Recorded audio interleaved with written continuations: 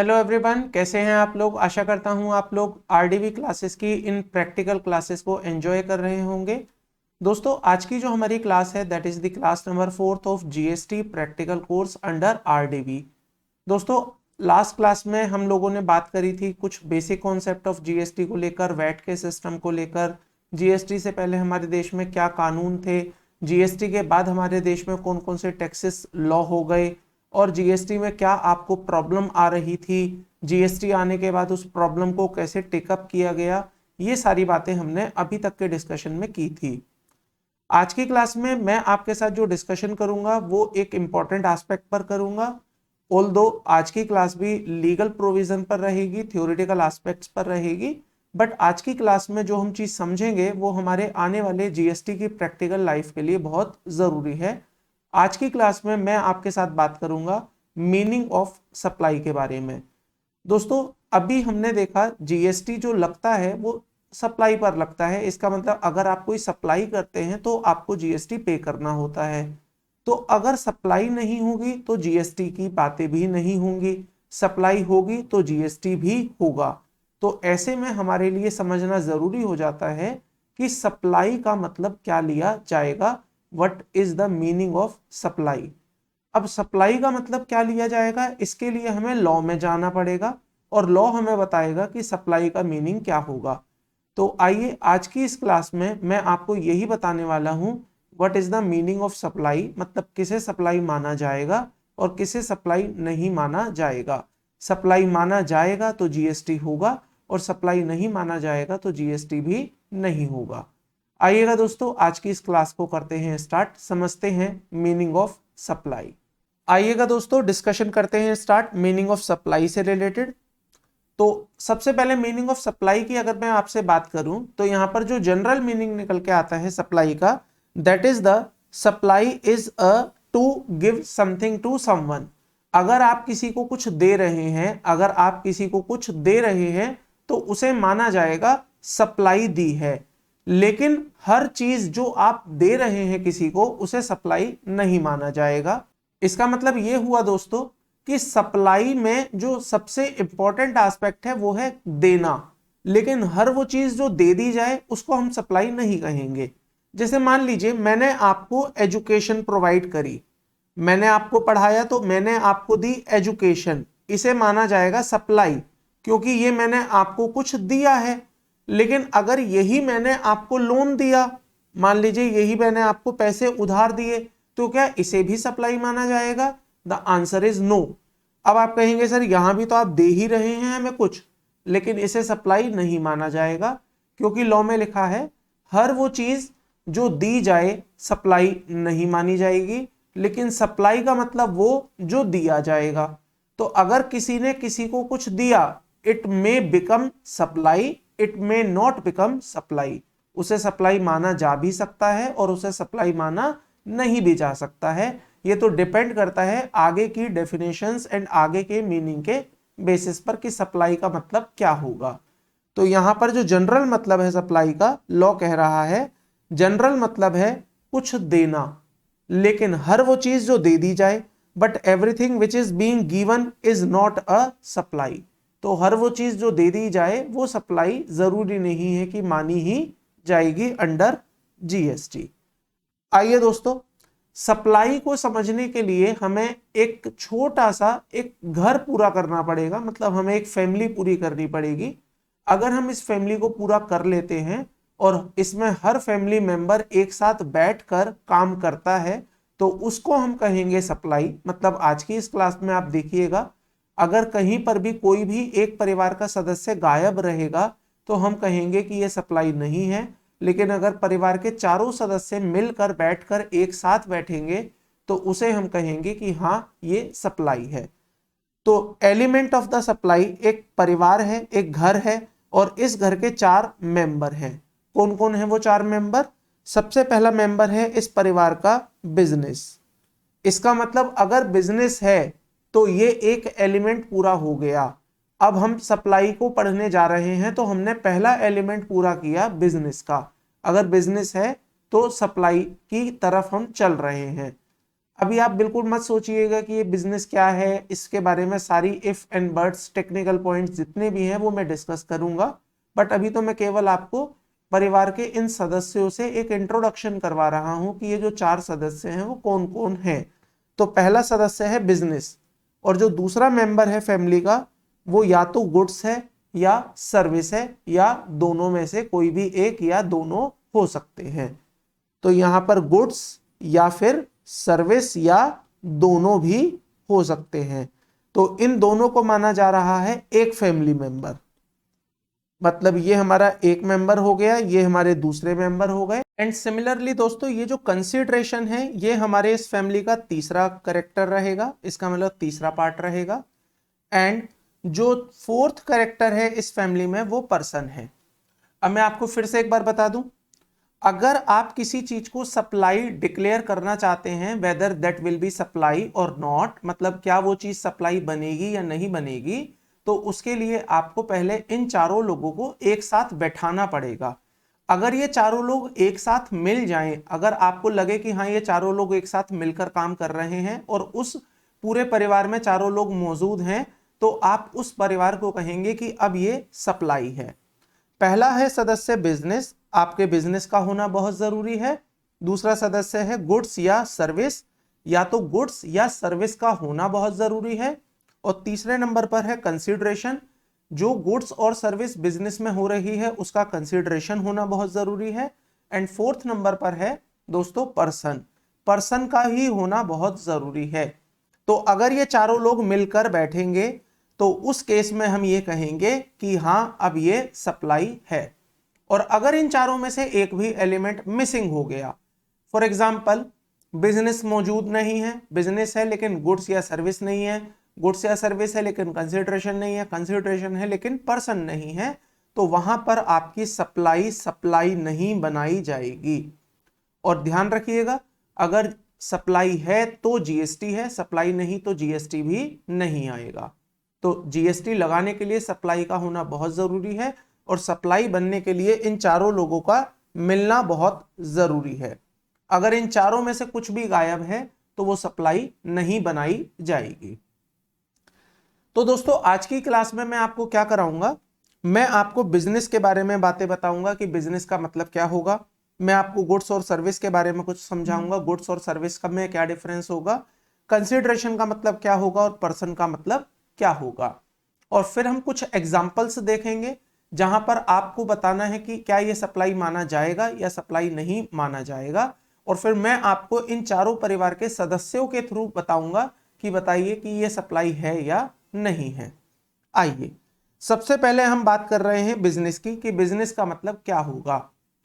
तो यहां पर एक और बात बता दूं, जब भी गवर्नमेंट किसी डेफिनेशन को या किसी के मीनिंग को एक्सप्लेन करने में फेल हो जाती है या कंफ्यूज हो जाती है आई वुड से, या उसके पास कोई मीनिंग नहीं रहता है एक्सप्लेन करने के लिए, बताने के लिए, या अब मैं जो कह रहा हूं वो इंपॉर्टेंट एस्पेक्ट है, जब भी सरकार किसी चीज के मीनिंग को जानबूझकर डिफाइन नहीं करना चाहती है क्योंकि सरकार चाहती है कि इसके मीनिंग का स्कोप वाइडर किया जा सके, तो ऐसे में जब भी देखना आप लॉ में, जब भी कोई डेफिनेशन का स्कोप वाइडर करने के लिए सरकार डेफिनेशंस बनाती है तो उस डेफिनेशन को इंक्लूसिव डेफिनेशन के नाम से बोलती है। मैं क्या कह रहा हूं ध्यान से समझिए, इंक्लूसिव डेफिनेशन के नाम से सरकार उस डेफिनेशन को बना देती है जिस डेफिनेशन में सरकार चाहती है कि हम समय समय पर कुछ ना कुछ डालते रहें और अपनी डेफिनेशन के स्कोप को बड़ा करते रहें। तो बिजनेस की भी डेफिनेशन, जो डेफिनेशन दी गई है जीएसटी में या लॉ में, वो इंक्लूसिव डेफिनेशन दी गई है। इसका मतलब सरकार ये कहती है कि हम नहीं चाहते हैं डेफिनेशन को एक्सप्लेन कर देना कि बिजनेस में क्या चीजें, हम चाहते हैं बिजनेस के अंदर क्या क्या आता है उसकी लिस्ट बता दें, ताकि कल को अगर हमें कोई चीज बिजनेस की डेफिनेशन में डालनी पड़े तो हम उसे आसानी से उसमें डाल पाएं, क्योंकि जो हमारी डेफिनेशन है वो इंक्लूसिव की डेफिनेशन है। छोटा सा एग्जांपल लेता हूं, मेरे घर में मेरे एक छोटे से बच्चे ने पूछा मेरे से कि पापा स्टेशनरी का मतलब क्या होता है। तो मैंने उसे बताना शुरू किया मैंने कहा बेटा स्टेशनरी का मतलब होता है scale, pencil, pen, rubber, eraser, ये सारी चीजें आपका स्टेशनरी होती हैं। ही सेड अगेन, उसने मेरे से फिर पूछा पापा स्टेशनरी का मतलब क्या होता है। मैंने उसे फिर कुछ बताना शुरू किया। मैंने कहा बेटा स्टेशनरी में स्टेपलर आता है, स्टेशनरी में और भी बहुत सारी चीजें आती हैं। अब उसने मेरे को बोला कि पापा आई एम आस्किंग यू कि स्टेशनरी की डेफिनेशन क्या है, आई एम नॉट आस्किंग कि स्टेशनरी में क्या क्या आता है। तो मैं थोड़ी देर कंफ्यूज हुआ। मैंने कहा बात तो सही है, मेरा बेटा मेरे से क्या पूछ रहा है कि स्टेशनरी की डेफिनेशन क्या है, और मैं उसे क्या बताने लग रहा हूं कि स्टेशनरी में क्या क्या आता है। तो जैसे मैं कंफ्यूज हूं स्टेशनरी की डेफिनेशन बताने में, ऐसे ही सरकार कंफ्यूज है बिजनेस की डेफिनेशन बताने में। सरकार भी आपको ये नहीं बता रही है बिजनेस का मतलब क्या होगा, सरकार बता रही है बिजनेस में क्या क्या शामिल होगा। और क्योंकि सरकार कह रही है क्या क्या शामिल होगा, इसका मतलब फ्यूचर में अगर सरकार को लगता है कि कोई चीज बिजनेस की डेफिनेशन में लानी चाहिए तो उसे टाइम नहीं लगेगा और उस चीज को बिजनेस की डेफिनेशन में डाल दिया जाएगा। अगर सरकार डेफिनेशन बता देती बिजनेस की तो बिजनेस का स्कोप नैरो हो जाता, छोटा हो जाता, बट सरकार ने यहां पर आपको बिजनेस की डेफिनेशन ना बताकर बिजनेस का स्कोप बड़ा कर दिया है। आइए बिजनेस की डेफिनेशन समझते हैं सरकार क्या बता रही है। तो सरकार कह रही है बिजनेस का मतलब, पहली बात तो ये समझ लीजिए जीएसटी एक बिजनेस का टैक्स है, अगर बिजनेस नहीं तो जीएसटी भी नहीं। आप जीएसटी तभी लगाएंगे जब आप बिजनेस कर रहे हैं, अगर बिजनेस से रिलेटेड ट्रांजैक्शन नहीं है तो फिर जीएसटी भी नहीं होगा। तो यहां पर सीजीएसटी एक्ट है सेक्शन 217 जो डिफाइन करता है बिजनेस को। सेक्शन 2 सबसेक्शन 17 कहता है कि बिजनेस का मतलब क्या होगा। अब बिजनेस की जो डेफिनेशन दी है सीजीएसटी एक्ट ने वो एक बड़ी ही वाइड डेफिनेशन है, बहुत बड़ी डेफिनेशन है। क्या डेफिनेशन है इसको हमें समझना है। आइए, तो सरकार कहती है बिजनेस इंक्लूड्स फॉलोइंग, बिजनेस में ये शामिल होगा। मतलब सरकार देखो क्या कह रही है, बिजनेस की डेफिनेशन नहीं बता रही क्या है, वो कह रही है बिजनेस में ये शामिल होगा। क्या क्या शामिल होगा, एनी ट्रेड, अगर आप कोई ट्रेड करते हैं, कॉमर्स करते हैं, मैन्युफैक्चरिंग करते हैं, प्रोफेशन करते हैं, फॉर मनी और नॉन मॉनेटरी पर्पस, मतलब आप पैसे के लिए कोई व्यापार करते हैं, पैसे के लिए कोई मैन्युफैक्चरिंग करते हैं, पैसों के लिए कॉमर्स करते हैं, पैसों के लिए ट्रेड करते हैं, या आप ये सभी एक्टिविटी बिना पैसों के लिए करते हैं। तो चाहे आपका पर्पस पैसे कमाना है, चाहे आपका पर्पस पैसे कमाना नहीं है, अगर आप इसमें से कोई भी एक्टिविटी कर रहे हैं तो माना जाएगा कि आप क्या कर रहे हैं, बिजनेस कर रहे हैं। बताइए मैं जो आपको पढ़ा रहा हूं ये क्या है, ये भी तो एक प्रोफेशन ही है। मैं जो आपको अपनी क्लासेस बेच रहा हूं ये क्या है, ये भी तो एक कॉमर्स ही है। तो यहां पर इसे बिजनेस माना जाएगा। सिंपल सी बात है, आपका किया जाने वाला हर वो काम जो कोई ट्रेड या कॉमर्स या मैन्युफैक्चरिंग या प्रोफेशन से रिलेटेड हो जाए वो आपका बिजनेस की डेफिनेशन में आएगा। और बिजनेस की डेफिनेशन में अगर आएगा तो आपके परिवार का पहला सदस्य आपका पूरा हो गया। अब क्योंकि ये बिजनेस है तो अब आगे के सदस्यों को ढूंढेंगे और उनके बारे में बात करेंगे। तो इस तरह से हम एक एक सदस्य को ढूंढते रहेंगे और अगर वो सदस्य हमें मिल गया तो हम उस डेफिनेशन को कंप्लीट करते हुए, परिवार को पूरा करते हुए ये डिक्लेयर करेंगे कि ये सप्लाई है या नहीं है। क्या बिजनेस का मतलब केवल इतना ही होगा जो हमने पढ़ा? सरकार कह रही है नहीं, रुको, बिजनेस में कोई इंसिडेंटल एक्टिविटी और एंसिलरी एक्टिविटी भी शामिल कर ली जाएगी। अब सलमान खान का बिजनेस है फिल्म बनाना, फिल्म में एक्टिंग करना, लेकिन अगर सलमान खान अपनी कोई शर्ट बेच दे, मान लीजिए ऑक्शन हुआ और सलमान खान ने अपनी कोई शर्ट, अपनी कोई वॉच बेच दी, क्या सलमान खान के हाथ में ये सप्लाई माना जाएगा? लॉ कह रहा है यस, क्योंकि हमने बिजनेस की डेफिनेशन को इंक्लूसिव रखा है, वाइड रखा है, तो ऐसे में हम कह रहे हैं कि अगर आप कोई इंसिडेंटल एक्टिविटी करते हैं या आप कोई एंसिलियरी एक्टिविटी करते हैं तो उसे भी क्या मान लिया जाएगा, बिजनेस मान लिया जाएगा।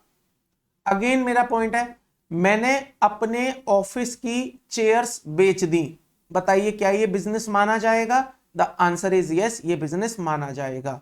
लेकिन चेयर बेचना मेरा बिजनेस नहीं है, चेयर बेचना मेरा बिजनेस नहीं है, तब भी बिल्कुल माना जाएगा, क्योंकि ये मेरा पहले पॉइंट में कवर नहीं होता है, लेकिन ये मेरा दूसरे पॉइंट में कवर हो जाता है।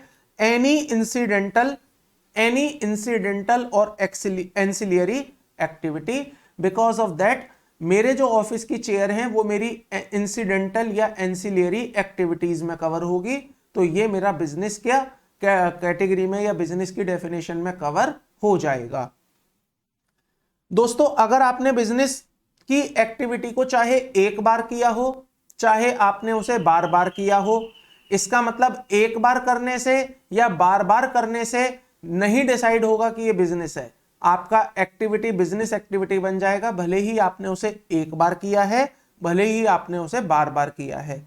कोई व्यक्ति ये कहे सर मैंने तो साल में बस एक ही बार माल बेचा था, ये बिजनेस क्यों माना जाना चाहिए? सरकार कह रही है देखो, बिजनेस की डेफिनेशन बड़ी इंक्लूसिव डेफिनेशन है, वाइड डेफिनेशन है, और हम यहां पर ये नहीं देखेंगे आपने एक बार किया या 2 बार किया या 10 बार किया, आपने किया तो सही, और किया है तो ये बिजनेस की डेफिनेशन में शामिल हो जाएगा।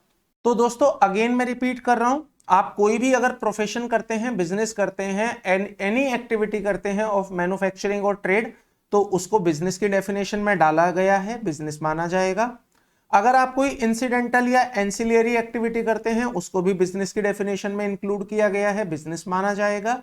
अगर वो ट्रांजैक्शन आपने एक बार करी है या बार बार करी है, लगातार करी है या कई बार करी है, या एक ही बार करके बंद कर दी है, तो भी उसे बिजनेस ही माना जाएगा। और क्योंकि वो बिजनेस माना जाएगा, तो इसका मतलब जो परिवार का पहला सदस्य है बिजनेस, वहां पर आप कवर हो रहे हैं। अगर बाकी सदस्य ने भी वहां पर एंट्री कर ली तो वो सप्लाई बन जाएगी। याद रखिएगा, अगर बाकी सदस्यों ने भी वहां पर एंट्री कर ली तो उसे सप्लाई बना दिया जाएगा।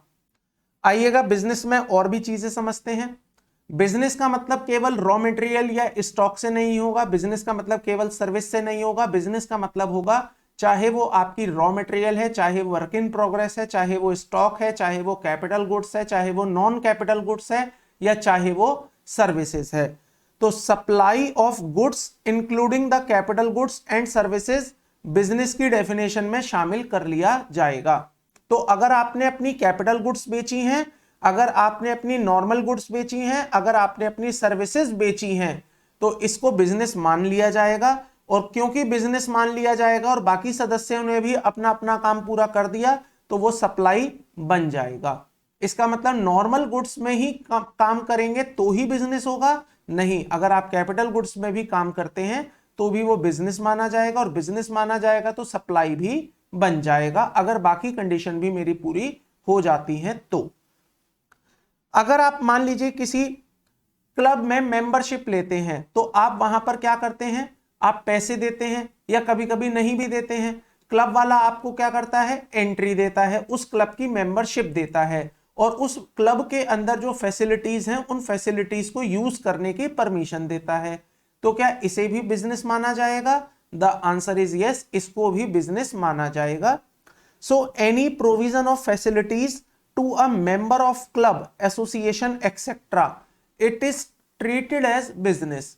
आपसे पैसे लिए हैं या नहीं लिए हैं वो एक अलग बात है, वो हमारा कंसिडरेशन वाले एस्पेक्ट में आएगा। बट चाहे मॉनेटरी पर्पस के लिए किया गया हो, चाहे नॉन मॉनेटरी पर्पस के लिए किया गया हो, चाहे उद्देश्य प्रॉफिट कमाना हो, चाहे उद्देश्य प्रॉफिट कमाना ना हो, इसे क्या मान लिया जाएगा? बिजनेस मान लिया जाएगा। और क्योंकि बिजनेस माना जाएगा और बाकी 3 फैक्टर भी अगर पूरे हो गए तो वो सप्लाई बन जाएगा, और अगर सप्लाई बन गया तो इस पर भी जीएसटी लग जाएगा, और अगर सप्लाई नहीं बना तो जीएसटी नहीं लगेगा। आइए दोस्तों, एक आइटम और है जो कि बिजनेस में कवर है, that is the admission of a person to any premises. अगर आप किसी पर्सन को किसी प्रीमाइसेस में एडमिशन देने का काम करते हैं, लाइक अम्यूजमेंट पार्क, आप अम्यूजमेंट पार्क जाते हैं, वाटर पार्क जाते हैं, चिल्ड्रन पार्क जाते हैं, कहीं पर भी आप गए एक्टिविटीज में, तो आपको जब वहां एंट्री करनी पड़ती है तो एंट्री करने का आपको पैसा देना पड़ता है।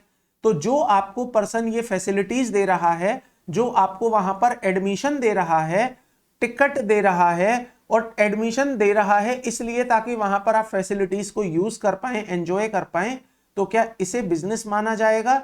द आंसर इज यस, ये एक्टिविटी भी बिजनेस मानी जाएगी। तो अगर आप किसी वाटर पार्क जाते हैं और जो वाटर पार्क का ओनर आपको ये सर्विसेज दे रहा है, फैसिलिटी दे रहा है, तो क्या वो बिजनेस कर रहा है? The answer is yes, it is also a business. तो बिजनेस का मतलब आप समझिए केवल वो नहीं जो हम जनरल बचपन से समझते आए हैं कि कोई भी व्यापार करना बिजनेस होगा। नहीं, सरकार कह रही है व्यापार तो बिजनेस है ही। अगर आप कोई इंसिडेंटल या एंसिलरी एक्टिविटी करेंगे ये भी बिजनेस है। अगर आप कोई सिंगल ट्रांजैक्शन भी कर लेंगे या मल्टीपल भी कर लेंगे ये भी बिजनेस है। और अगर आप कैपिटल गुड्स की सप्लाई करेंगे ये भी बिजनेस माना जाएगा। सिमिलरली अगर आप कोई फैसिलिटीज अपने क्लब मेंबर्स को देते हैं, मेंबर ऑफ क्लब को देते हैं, वो भी बिजनेस है। एंड अगर आप किसी प्रेमाइसिस में किसी को एंट्री देने का काम करते हैं तो ये भी बिजनेस माना जाएगा। और अगर इन सब चीजों में अगर आप कहीं भी कवर हो गए हैं तो मान लीजिए कि वो एक्टिविटी बिजनेस हो गई है। और मान लीजिए कि सप्लाई बनने के लिए जो पहला सदस्य था वो कंप्लीट हो चुका है। और इसके साथ अगर बिजनेस है और बाकी 3 फैक्टर भी पूरे होते हैं तो फिर मैं डिक्लेयर करूंगा कि yes it is a supply. अगर बिजनेस नहीं है, बाकी 3 फैक्टर होते हैं, then that will not be supply. क्योंकि सप्लाई बनने के लिए चारों चीजें एक साथ पढ़नी है। बिजनेस का होना जरूरी है, गुड्स और सर्विस का होना जरूरी है, कंसिडरेशन का होना जरूरी है और पर्सन का होना भी जरूरी है। अगर ये चारों चीजें एक साथ पूरी है तो सप्लाई है, वरना सप्लाई नहीं है। आई होप आपको बिजनेस का मतलब क्लियर हो गया होगा कि बिजनेस का मतलब क्या होगा। तो आज के बाद अगर आप कभी भी डिसाइड करें कि क्या ये सप्लाई माना जाएगा या नहीं माना जाएगा, तो आप पहले अपने आप से 4 बातें पूछेंगे। क्या ये बिजनेस है, और बिजनेस है या नहीं ये पूछने के लिए आप इन बातों को समझेंगे कि बिजनेस में क्या क्या आता है। अगर आपकी वो पर्टिकुलर आइटम, अगर आपका वो पर्टिकुलर इवेंट, अगर आपका वो पर्टिकुलर ट्रांजैक्शन बिजनेस में की डेफिनेशन में आता है तो आपने बिजनेस की डेफिनेशन को पूरा कर लिया है। अब हम चलेंगे अपनी दूसरी डेफिनेशन पर कि गुड्स क्या है और सर्विस क्या है। तो गुड्स क्या है और सर्विस क्या है। अच्छा अभी रुकिएगा, बिजनेस में और भी चीजें आती हैं तो वो कवर कर लेते हैं पहले। Sorry for that, I skipped that part. तो बिजनेस में और भी कुछ आता है। एक पर्सन द्वारा किसी ऑफिस में सर्विस देना, मतलब मान लीजिए एक डायरेक्टर है और डायरेक्टर अपनी ही कंपनी को सर्विसेज देता है। यहां पर लिखा हुआ है services supplied by a person as a holder of an office. मतलब डायरेक्टर क्या करता है, कंपनी का एक तरह से मालिक होता है। वैसे मालिक होता नहीं है director, directors are always employ of the company. मैं आपको बता दूं डायरेक्टर के बारे में कुछ बातें। जो डायरेक्टर होते हैं ना कंपनी के, अगर आपको ऐसा लगता है कि डायरेक्टर मालिक होते हैं कंपनी के, तो यह आपका कहना और सोचना गलत होगा। Director are employ of the company, ये हमेशा एम्प्लॉय होते हैं। अब आप सोचेंगे कि सर ऐसा कैसे हो सकता है, डायरेक्टर तो मालिक होते हैं। नहीं दोस्त, डायरेक्टर मालिक नहीं होते। मालिक होते हैं कंपनी के शेयर होल्डर। अब आप कहेंगे कि सर मैंने तो एक कंपनी इनकॉर्पोरेट करी थी या मेरे क्लाइंट ने कंपनी इनकॉर्पोरेट करी थी तो वही मालिक हुए कंपनी के और वही डायरेक्टर भी हैं। आपकी बात सच है, लेकिन कैसे सच है वो बताता हूं। हमेशा याद रखिएगा कंपनी में जो मालिक हैं वो शेयर होल्डर ही हैं। लेकिन शेयर होल्डर क्योंकि कंपनी को चला नहीं सकते हैं, day to day routine activity कर नहीं सकते हैं, तो वो एक बंदे को अपॉइंट करते हैं जिसको हम कहते हैं डायरेक्टर। और ये जो डायरेक्टर होता है ये कंपनी का मालिक नहीं होता, एम्प्लॉय होता है। मालिक कौन है, शेयर होल्डर। लेकिन होता क्या है, प्राइवेट लिमिटेड कंपनियां जब इनकॉर्पोरेट होती हैं तो वहां आपको 2 डायरेक्टर की जरूरत होती है, मिनिमम 2 डायरेक्टर्स की जरूरत होती है। अब ऐसे में क्या प्रॉब्लम आती है, जो घर परिवार के लोग मिलकर आपस में प्राइवेट लिमिटेड कंपनी बनाते हैं वो क्या कहते हैं कि हम ही डायरेक्टर बन जाएंगे और हम ही मालिक बन जाएंगे। इसका मतलब शेयर भी हम ही ले लेंगे और जो डायरेक्टरशिप है वो भी हम ही ले लेंगे। मान लीजिए एक राम एक श्याम 2 लोग मिले, 2 लोगों ने एक प्राइवेट कंपनी इनकॉर्पोरेट करी और डिसाइड किया कि मैं ही डायरेक्टर बन जाऊंगा और मैं ही 50% का शेयर होल्डर बन जाऊंगा। श्याम तुम भी डायरेक्टर बन जाना और तुम भी 50% के शेयर होल्डर बन जाना। तो ऐसे में आपको ऐसा लगने लगता है कि जो मालिक है वो डायरेक्टर है। नहीं, मालिक डायरेक्टर नहीं है, डायरेक्टर तो नौकर है, मालिक कौन है? शेयर होल्डर है। अब अनफॉर्चुनेटली राम और श्याम दोनों डायरेक्टर भी थे और मालिक भी थे, इसलिए आपको ऐसा लगने लगा कि यही मालिक है और यही डायरेक्टर है। बट ऐसा नहीं होता दोस्त, जो डायरेक्टर है वो कभी मालिक नहीं है, मालिक तो शेयर होल्डर ही है। अगर कोई डायरेक्टर शेयर भी होल्ड कर ले तो वो मालिक भी बन जाएगा, नौकर नौकर रहेगा लेकिन मालिक भी बन जाएगा। अब मुकेश अंबानी है, मान लीजिए मुकेश अंबानी अगर रिलायंस में शेयर रख लें तो क्या बन जाएंगे वो शेयर रिलायंस के मालिक।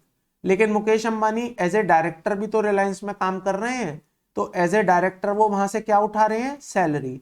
और एज ए शेयर होल्डर वो क्या ले रहे हैं? डिविडेंड। तो वो मालिक भी हैं और शेयर होल्डर भी हैं। लेकिन याद रखिए, अगर मैं डायरेक्टर को एज ए डायरेक्टर देखता हूं तो वो नौकर है, और अगर मैं उसी बंदे को एज ए शेयर होल्डर देखता हूं तो वो मालिक है। याद रखेंगे इस बात को। तो यहां पर ये पॉइंट कहना चाहता है कि अगर कोई पर्सन एज ए डायरेक्टर अपनी कंपनी को सर्विस देता है तो क्या इसे बिजनेस माना जाएगा या नहीं माना जाएगा? लॉ सेज यस, इसको भी बिजनेस माना जाएगा।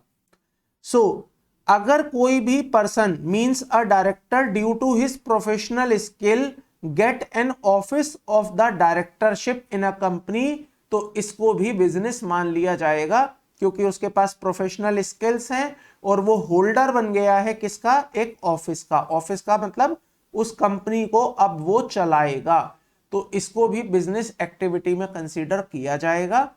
और मैं आगे चलकर समझाऊंगा, जब मैं आपको आरसीएम सिखाऊंगा तो वहां पर मैं बताऊंगा कि ये जो डायरेक्टर है ये कंपनी को जब सर्विस देता है तो इसके ऊपर भी जीएसटी लगता है। हालांकि ये बात और है कि इसका जीएसटी एक डिफरेंट तरीके से लगाया जाता है, बट यस, जीएसटी इस पर भी लगता है। ये बात हम सीखेंगे आरसीएम में जाकर। अगर मान लीजिए कोई रेस क्लब वाला है और वो आपको सर्विसेज दे रहा है तो इसको भी बिजनेस माना जाएगा।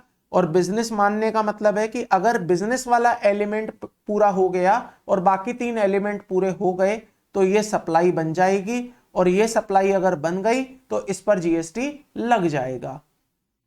लास्ट एक्टिविटी और है दोस्तों, activities are undertaken by the central government, state government और एनी लोकल अथॉरिटी।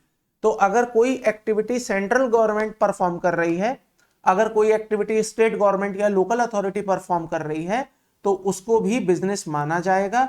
और क्योंकि वो बिजनेस है और बाकी 3 एलिमेंट अगर पूरे हो गए तो वो भी सप्लाई बन जाएगा, और बाकी 3 एलिमेंट में से अगर कोई एलिमेंट गायब हो गया तो वो सप्लाई नहीं बनेगा। सो यहां पर बिजनेस को समझाने का मतलब ये है कि बिजनेस का मतलब क्या क्या होगा। तो लॉ कह रहा है बिजनेस का मतलब होगा कोई भी प्रोफेशन, कोई भी कॉमर्स, कोई भी ट्रेड या कोई भी मैन्युफैक्चरिंग एक्टिविटी, कोई भी एंसिलियरी या इंसिडेंटल एक्टिविटी, कोई भी सिंगल ट्रांजैक्शन या मल्टीपल ट्रांजैक्शन बिजनेस कहलाएगी। अगर आप कैपिटल गुड्स की या सर्विसेज की सप्लाई करते हैं वो भी आपका बिजनेस ही कहलाएगी। अगर एक मेंबर को क्लब द्वारा फैसिलिटी दी जा रही है, मेंबरशिप क्लब की फैसिलिटीज दी जा रही हैं, वो भी बिजनेस कहलाएगी। अगर कोई पर्सन किसी पर्सन को एक प्रीमाइसेस में एंट्री देने का काम करता है और पैसे लेता है या नहीं लेता है वो बात की बात है, तो वो भी बिजनेस एक्टिविटीज में क्लासिफाई होगा। सिमिलरली अगर कोई डायरेक्टर अपनी कंपनी को सर्विसेज देता है ये भी बिजनेस माना जाएगा। एंड अगर रेस क्लब वाला आपको कोई फैसिलिटीज प्रोवाइड कर रहा है इसे भी बिजनेस मान लिया जाएगा। And last but not the least, अगर आपको केंद्र सरकार, राज्य सरकार या लोकल अथॉरिटीज आपको कोई सर्विसेज दे रही हैं या कोई भी एक्टिविटीज कर रही हैं तो उसको भी बिजनेस माना जाएगा। दोस्तों मैं ये नहीं कह रहा हूं कि उस पर जीएसटी लगेगा, मैं ये कह रहा हूं उसे बिजनेस माना जाएगा। बिजनेस मानने के बाद सप्लाई होगा या नहीं होगा ये डिपेंड करता है कि बाकी 3 फैक्टर अपना काम कैसे कर रहे हैं। अगर बाकी 3 परिवार के सदस्य अपना काम बखूबी कर रहे हैं तो सप्लाई है, और सप्लाई होने का मतलब ये नहीं है जीएसटी होगा या नहीं होगा, क्योंकि सप्लाई भी तो कई तरह की होती है। Exempt supply, nil rated supply, zero rated supply, taxable supply. तो सप्लाई बनने के बाद भी ये कह पाना कि जीएसटी लगेगा या नहीं लगेगा, ये भी अभी हम नहीं कह पाएंगे जब तक हम पूरा अपनी नॉलेज को अपडेट ना कर लें। सो फिर रिपीट कर रहा हूं, अभी तक हमने जो पढ़ा, हमने ये पढ़ा कि बिजनेस क्या माना जाएगा, किस चीज को बिजनेस माना जाएगा और किसे बिजनेस नहीं माना जाएगा। तो सरकार ने आपको बिजनेस की जो डेफिनेशन बताई वो कॉन्क्रीट डेफिनेशन ना बताते हुए ये बता दिया कि बिजनेस में क्या क्या आएगा। अब आप खुद सोच लीजिए आपकी कोई भी एक ऐसी एक्टिविटी क्या वो बिजनेस में आती है या नहीं आती है। आप ये वाला टेस्ट खुद करके देखिए। मान लीजिए मैं आपको एक किताबें बेचने का काम करूं, तो क्या ये किताबें बेचना बिजनेस होगा या नहीं होगा? The answer is yes, it will be a business, क्योंकि ये ट्रेड है, कॉमर्स है, मैन्युफैक्चरिंग है या प्रोफेशन है, कहीं पर तो फिट होता है। मान लीजिए मैं ये क्लासेस बेचने का काम करूं, तो क्या ये बिजनेस है? द आंसर इज यस, ये भी बिजनेस है। तो आप ऐसा समझने की कोशिश करिए, आज आप कुछ भी करते हैं वो एक तरह से बिजनेस ही तो हो जाता है, और बिजनेस हो गया तो इसका मतलब परिवार के पहले सदस्य का काम कंप्लीट हो गया। अब हम चल रहे हैं अपने दूसरे सदस्य पर, जो कि है हमारा गुड्स और सर्विस। तो यहां पर सरकार हमें बता रही है गुड्स का मतलब क्या होगा। गुड्स के लिए सरकार कह रही है, देखो जी, गुड्स का मतलब होगा एवरी मूवेबल आइटम, हर वो आइटम जो मूवेबल है, मतलब जिसे आप मूव कर सकते हैं, एक जगह से उठा के दूसरी जगह ले जा सकते हैं। Other than the money and security, money और सिक्योरिटी को छोड़कर बाकी जितनी भी चीजें मूवेबल हैं वो आपकी गुड्स हैं। बताइए, ये जो कैलकुलेटर आप देख रहे हैं, क्या ये गुड्स है? The answer is yes, it is a goods. ये पेन आप देख रहे हैं, क्या ये गुड्स है? Yes, it is a goods. ये जो आप रिमोट देख रहे हैं, क्या ये गुड्स है? Yes, it is a goods. आप मुझे देख रहे हैं, क्या मैं गुड्स हूं? नहीं, मैं गुड्स नहीं हूं। मैं मूवेबल आइटम नहीं हूं। क्या मैं मूव नहीं हो सकता? हो सकता हूं, लेकिन गुड्स का मतलब गुड्स, नॉट ह्यूमन बीइंग। तो यहां पर ह्यूमन बीइंग को बाहर रखा गया है, ह्यूमन बीइंग बाहर रहेंगे, बाकी सब चीजें गुड्स हैं। क्लियर है? बताइए, क्या मेरा लैपटॉप गुड्स है? The answer is yes, it is a goods. क्या कंप्यूटर गुड्स है? वो भी गुड्स है। I hope, am I clear कि गुड्स क्या होगा। क्या पैसा गुड्स है? पैसा भी तो मूव हो जाता है, आज मेरे हाथ में है, कल किसी और के हाथ में होगा, परसों किसी और के हाथ में होगा। क्या ये मूवेबल नहीं है? मूवेबल है। लेकिन सर पैसा गुड्स नहीं है, क्योंकि गुड्स की डेफिनेशन में लिखा है other than money and securities. Security का मतलब होता है शेयर्स, डिवेंचर, बॉन्ड्स, ये सब, म्यूचुअल फंड्स। तो सरकार कह रही है कि हम शेयर को, डिवेंचर को, बॉन्ड्स को, म्यूचुअल फंड्स को और पैसे को, रुपयों को गुड्स नहीं मानेंगे। इसके अलावा जो चीज आपको दिखे गुड्स, जो चीज आपको दिखे मूवेबल, वो क्या है? गुड्स है। किताबें गुड्स हैं? बिल्कुल है। पेन गुड्स है? बिल्कुल है। स्टेशनरी गुड्स है? बिल्कुल है। हर वो चीज जो मूव हो सकती है वो गुड्स है। बताइए, लैंड गुड्स है या नहीं है? क्या लैंड गुड्स है? नहीं है। क्या बिल्डिंग गुड्स है? नहीं है। क्या लैंड एंड बिल्डिंग एक साथ जुड़ी हुई हैं? क्या वो गुड्स है? नहीं सर, ये कुछ भी गुड्स नहीं है। तो जमीन क्योंकि इमूवेबल है, बिल्डिंग क्योंकि इमूवेबल है, लैंड एंड बिल्डिंग क्योंकि इमूवेबल है, और हमने बोला कि गुड्स का मतलब movable goods. Other than movable अगर कुछ भी होगा तो वो गुड्स नहीं है।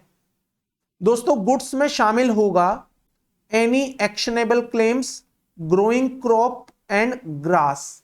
तो घास जो होती है, किसान की घास, किसान की जमीन पर उगी हुई घास, इसको भी गुड्स माना जाएगा। ग्रोइंग क्रॉप अगर उसके पास हो गई है, उगता हुआ अनाज, ये भी गुड्स है। और एक्शनेबल क्लेम, ये भी आपके गुड्स की डेफिनेशन में शामिल किए जाएंगे। तो बताइए, गुड्स में से किसको बाहर कर दिया? सर, गुड्स में से मनी बाहर हो गई, गुड्स में से सिक्योरिटी बाहर हो गई, गुड्स में से लैंड और बिल्डिंग बाहर हो गई। मनी और सिक्योरिटी मूवेबल होते हुए भी बाहर हो गई, और लैंड एंड बिल्डिंग क्योंकि मूवेबल नहीं थी इसलिए बाहर हो गई। क्लियर है? तो ये आपकी मीनिंग है गुड्स की, कि गुड्स का मतलब क्या होगा। आई होप आपको गुड्स का मीनिंग क्लियर हो गया होगा। आइए अब हम पढ़ते हैं मूवेबल और इमूवेबल में क्या डिफरेंस होता है। So as I said, movable item का मतलब होगा वो आइटम है जिन्हें मूव नहीं किया, other than immovable item which is not a immovable. तो मूवेबल आइटम का मतलब वो आइटम है जो इमूवेबल नहीं है। लाइक आपका एसी मूव हो सकता है या नहीं हो सकता? हो सकता है। आप यहां से उतारो कहीं और लगा दो। आपका टीवी, आपका रेफ्रिजरेटर, आपका लैपटॉप, आपका डेस्कटॉप, ये सब क्या है? मूवेबल। और क्योंकि ये मूवेबल है तो इसलिए हम इसे क्या मानेंगे? इसे हम मानेंगे गुड्स। और इमूवेबल प्रॉपर्टी कौन सी होती है? वो थिंग्स, वो चीजें जो अटैच होती हैं जमीन के साथ और उन्हें अलग नहीं किया जा सकता for the purpose of movement. जैसे जमीन, अब जमीन को उठाकर आप कहीं और थोड़ी ले जाएंगे, यहां की जमीन उठाई और कहीं और ले गए, it's not possible. Building immovable है। और ये जो आप टावर्स देखते हैं, लाइक आईफिल टावर अगर आप यहां देख रहे हैं, तो ये जो आईफिल टावर है इसको भी क्या माना जाएगा? Immovable. So any land, any building and any tower, ये तीनों चीजें क्या हैं? इमूवेबल हैं। अगर वो इमूवेबल है तो क्या वो गुड्स है? नहीं सर, फिर वो गुड्स नहीं है। क्योंकि गुड्स की डेफिनेशन में क्या लिखा था? कोई भी ऐसी आइटम जो मूवेबल है, कोई भी ऐसी आइटम जो मूवेबल है वही केवल गुड्स है। अगर वो आइटम मूवेबल नहीं तो वो गुड्स भी नहीं है। ठीक है। आइए अब हम सिक्योरिटी का मीनिंग पढ़ते हैं, सॉरी मनी का मीनिंग पढ़ते हैं कि मनी का मतलब क्या होगा। What is a money? Money को सरकार ने बताया मनी का मतलब क्या होगा। मनी का मतलब होगा करेंसी। ये जो आप नोट देखते हैं, ये नोट और कॉइन्स दोनों को मिलाकर अगर मैं बोलूं तो ये मनी है। चेक भी मनी है। बिल ऑफ एक्सचेंज अगर आप देखें ये भी मनी है। और प्रोमिसरी नोट की अगर आप बात करें तो ये भी आपका मनी की डेफिनेशन में आएगा। और क्योंकि ये मनी हमने गुड्स की डेफिनेशन से बाहर कर दी है, इसलिए यहां पर गुड्स के अंदर ये कवर नहीं किया जाएगा। मैं अगेन आपसे पूछना चाहूंगा, फिर से आप मुझे बताइए और क्विकली रिवाइज करिएगा, मनी क्या मूवेबल है? हां सर, मनी मूवेबल है। लेकिन क्या ये गुड्स है? नहीं सर, ये गुड्स नहीं है, क्योंकि हमने इसे गुड्स की डेफिनेशन से बाहर रखा है। सिक्योरिटी क्या मूवेबल है? हां मूवेबल है। क्या ये गुड्स है? नहीं है, क्योंकि हमने इसको भी बाहर रखा है। बताइए लैंड एंड बिल्डिंग क्या मूवेबल है? नहीं है। अगर ये मूवेबल नहीं है तो क्या ये गुड्स है? नहीं है। फिर से बोल रहा हूं, लैंड एंड बिल्डिंग क्या मूवेबल है? नहीं है। और क्योंकि ये मूवेबल नहीं है तो क्या ये गुड्स है? गुड्स भी नहीं है। आइए अब हम चलते हैं सिक्योरिटी समझते हैं। सिक्योरिटी का मतलब होता है shares, debenture and any other bond और सिक्योरिटी। दोस्तों आइए सर्विसेज का मीनिंग समझा जाए। What is a service? तो सरकार कह रही है सर्विस का मतलब एनीथिंग, सर्विस का मतलब कुछ भी other than goods, money and security. सरकार कह रही है देखो दोस्तों, सर्विस का मतलब क्या होगा? सर्विस का मतलब होगा एनीथिंग जो कि गुड्स नहीं है, एनीथिंग अदर देन गुड्स। सरकार कह रही है एनीथिंग अदर देन गुड्स, इसका मतलब जो गुड्स नहीं है वो क्या है? सर्विस है। लेकिन क्या छोड़कर? मनी और सिक्योरिटी को छोड़कर। अब मैं फिर से आपसे पूछूंगा, क्या मनी गुड्स है? नहीं है। क्या मनी मूवेबल है? हां मूवेबल है, लेकिन मूवेबल होते हुए भी गुड्स नहीं है? नहीं है। तो क्या मनी सर्विस है? नहीं सर, मनी सर्विस नहीं है। क्यों नहीं है मनी सर्विस?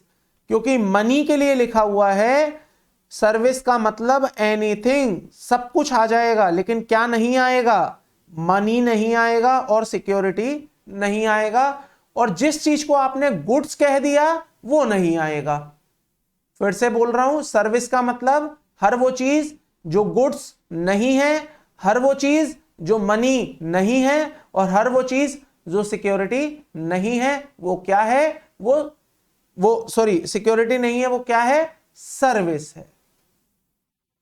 फिर से पूछ रहा हूं, क्या सिक्योरिटी मूवेबल है? है। क्या सिक्योरिटी गुड्स है? नहीं है।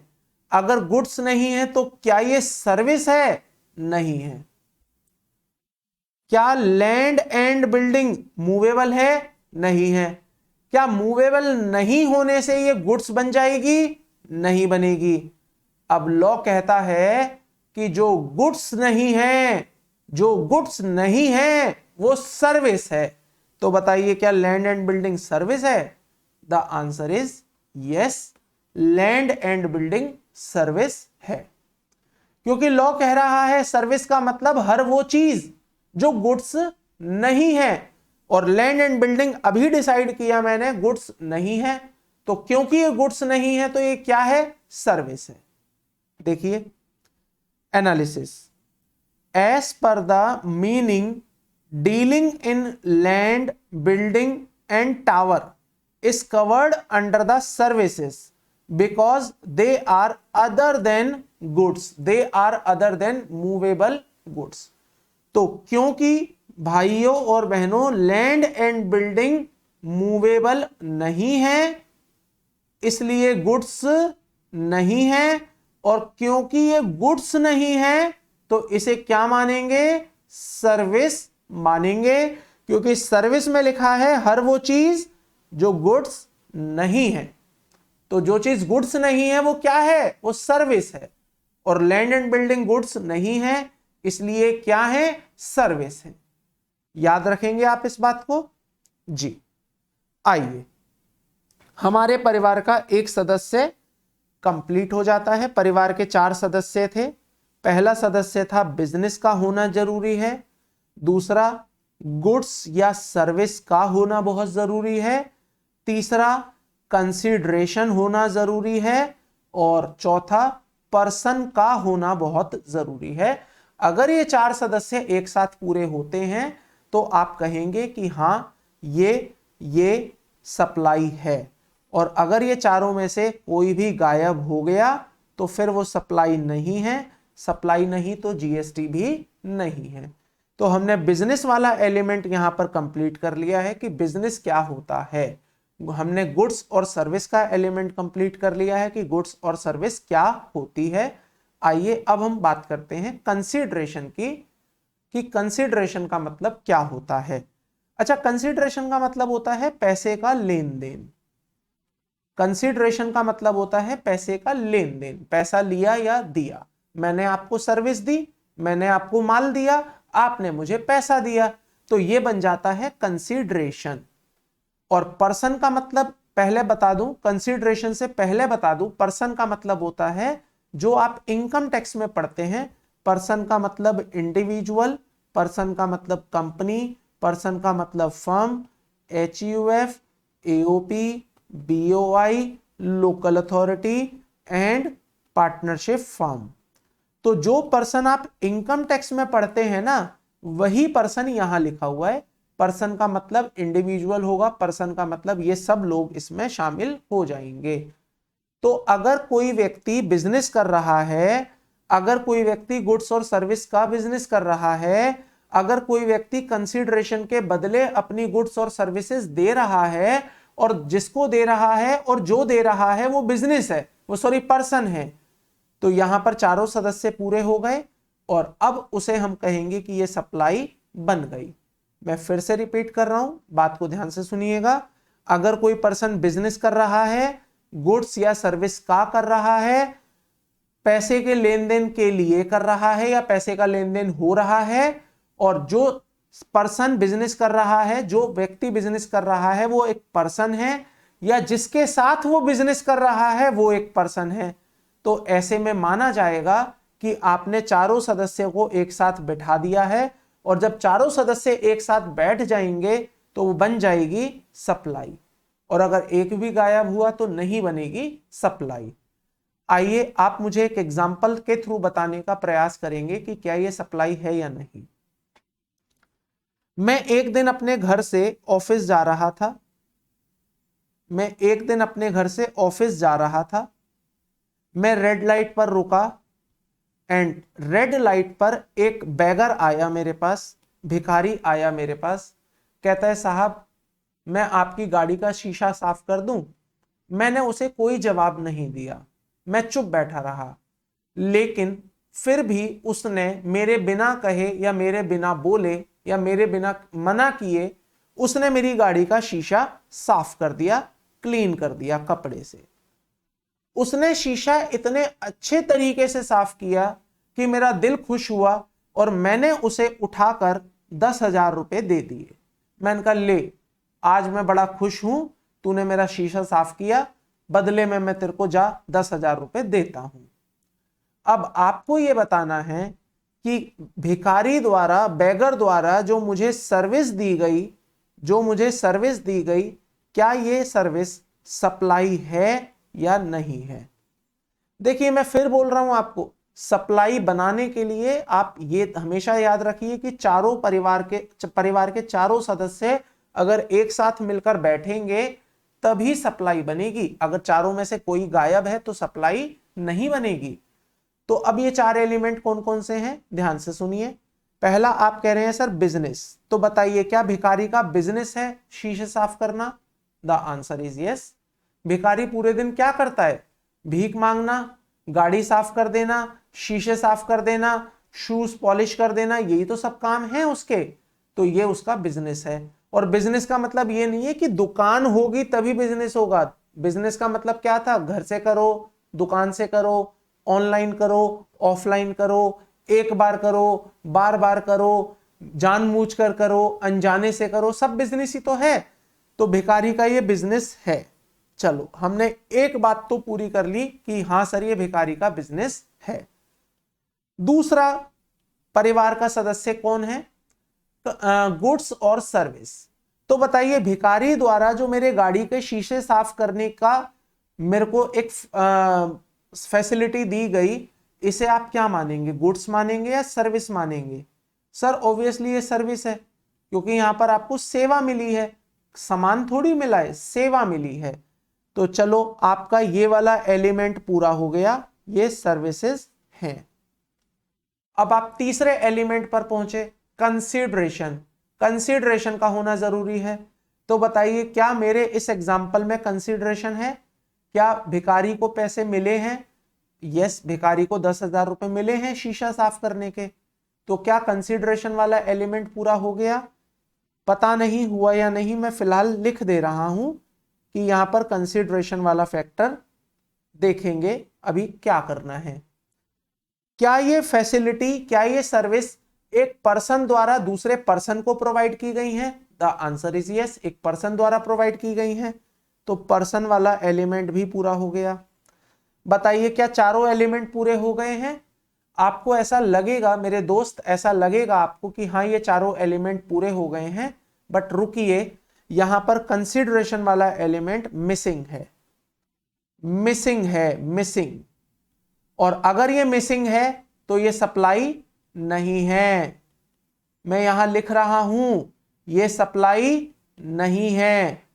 मैं फिर से रिपीट कर रहा हूं अब मेरा एग्जाम्पल, अब आप बात को पकड़ना और ध्यान से समझना। मैं घर से ऑफिस जा रहा था, रेड लाइट पर भिखारी आया। भिखारी कहता है सर आपकी गाड़ी का शीशा साफ कर दूं। मैं चुप रहा, मैंने कुछ नहीं बोला, मैंने ना उसे ना बोला, मैंने ना हाँ बोला, और उसने जबरदस्ती मेरी गाड़ी का शीशा साफ कर दिया। लेकिन शीशा साफ करने के बाद मेरा दिल इतना खुश हो गया उसकी सर्विस को देखकर कि मैंने खुश होकर उसे 10,000 रुपए पकड़ा दिए। बताइए बिजनेस है भिखारी का? है। भिखारी ने सर्विस दी। क्या कंसीडरेशन है? नहीं है। कंसीडरेशन नहीं है, यह सप्लाई नहीं बनेगा। क्यों नहीं बनेगा? अब उसका कारण बताता हूं। कंसीडरेशन की डेफिनेशन क्या कहती है?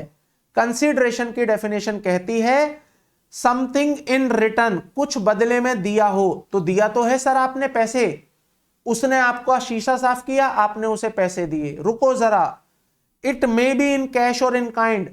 कंसीडरेशन कैश भी हो सकता है और इन काइंड भी हो सकता है। मैं उसे पैसे भी दे सकता था, या मैं चाहता तो उसे 10,000 रुपए का फोन भी दे सकता था। उसे सर्विस मतलब उसे कोई चीज भी दे सकता था।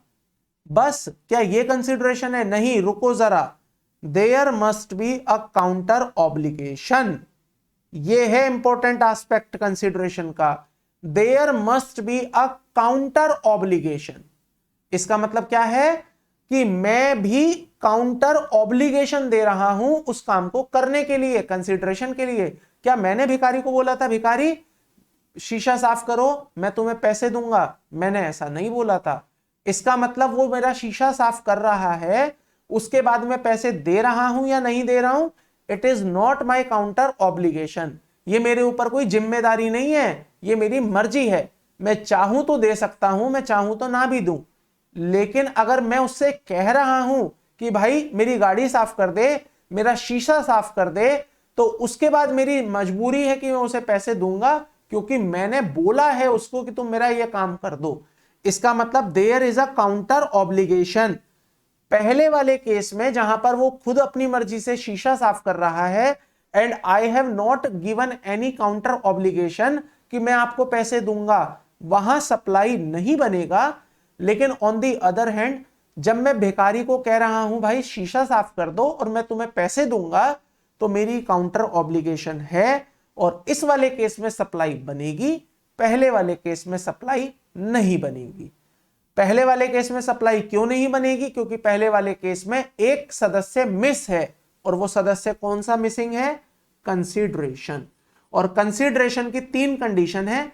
सबसे पहला इन रिटर्न, मतलब एक दूसरे को कुछ ना कुछ मिले, जरूरी नहीं है पैसा मिले, पैसा भी मिल सकता है और इन काइंड भी मिल सकता है। बट तीसरी कंडीशन बहुत जरूरी है कि आपका काउंटर ऑब्लिगेशन होना जरूरी है।